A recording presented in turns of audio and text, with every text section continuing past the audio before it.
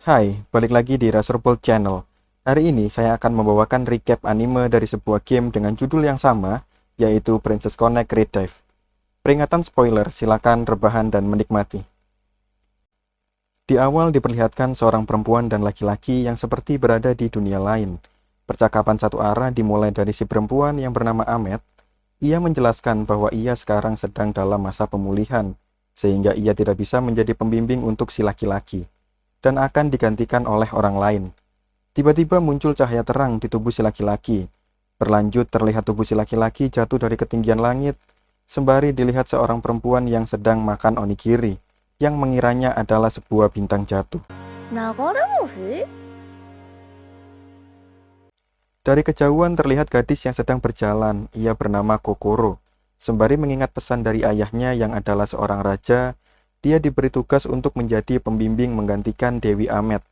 Dengan melihat sebuah peta untuk menuju tempat perjanjian, di perjalanan Kokoro sempat merapikan penampilannya terlebih dahulu. Naik ke puncak bukit, Kokoro melihat seseorang. Dibuat kaget, ada laki-laki tak sadarkan diri yang sedang diserang oleh monster serigala, dan bahkan hampir dibawa pergi oleh monster tersebut.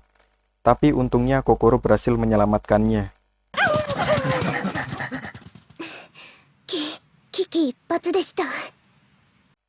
Setelah si laki-laki terbangun, Kokoro menjelaskan bahwa ia adalah pemandu, pelindung, dan pembimbing untuknya, menggantikan Dewi Ahmed.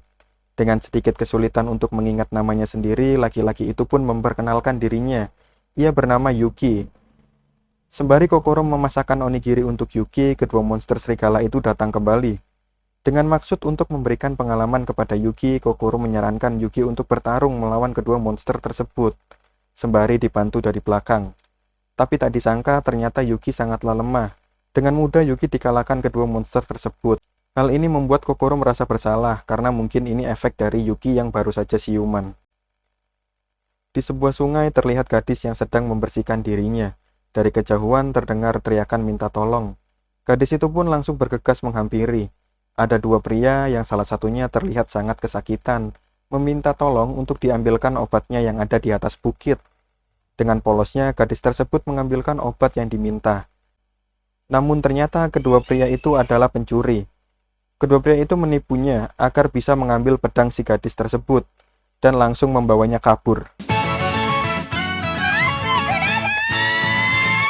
Kembali ke Kokoro dan Yuki, mereka telah sampai di kota Landosol, tempat berkumpulnya berbagai ras. Di sini Kokoro menjelaskan bahwa ia adalah seorang elf.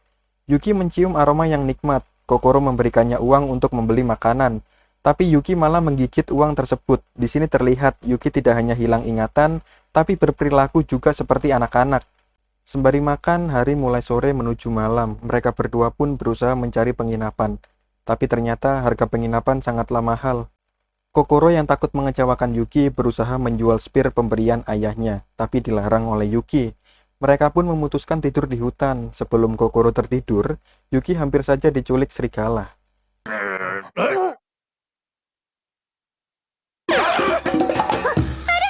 Keesokan harinya, Kokoro merasa bersalah telah membahayakan Yuki. Kokoro memutuskan untuk mencari pekerjaan. Sebelum ditinggal, Yuki diberikan uang saku yang bebas ia habiskan untuk apapun. Tapi Yuki tidak mau, ia berkata uang sangatlah berharga. Mereka berdua pun menuju asosiasi guild untuk mencari quest. Dibantu karyawan guild yang bernama Karin, mereka dipilihkan quest yang cukup mudah, yaitu mengumpulkan jamur. Menuju gadis yang pedangnya dicuri, dengan pikiran positif tingkat dewa, ia malah mengkhawatirkan pencuri yang pura-pura sakit tadi. Sempat bertemu dengan mereka lagi, tapi para pencuri itu berhasil kabur dan bersembunyi di hutan. Dan di saat yang sama, Kokoro dan Yuki sedang mencari jamur di hutan. Kokoro menemukan monster jamur mungil dan disimpannya di dalam tas. Di sisi lain, Yuki melihat seorang gadis yang tergeletak karena kelaparan. Kokoro pun membuatkan makanan untuknya.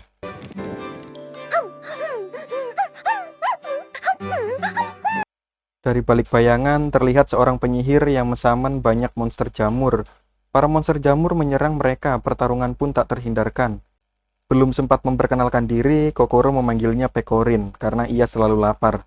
Seketika Pekorin menerjang ke arah para monster. Kokoro mencoba memberikan buff kepada Yuki, namun hasilnya tidak sesuai harapan. Kokoro pun tertangkap oleh monster. Yuki yang hanya bisa melihat membuatnya membangkitkan memorinya yang dimana banyak gadis terluka parah akibat sebuah pertarungan.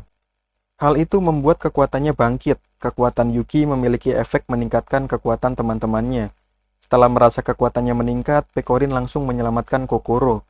Kokoro segera membantu Yuki dengan mengeluarkan sihir.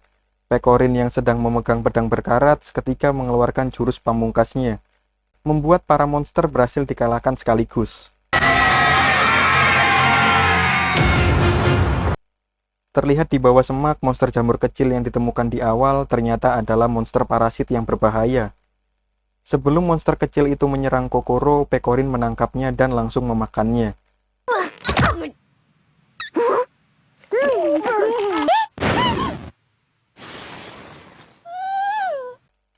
Mereka pun kembali ke kota sembari Pekorin pingsan digendong oleh Yuki. Petualangan mereka pun baru akan segera dimulai.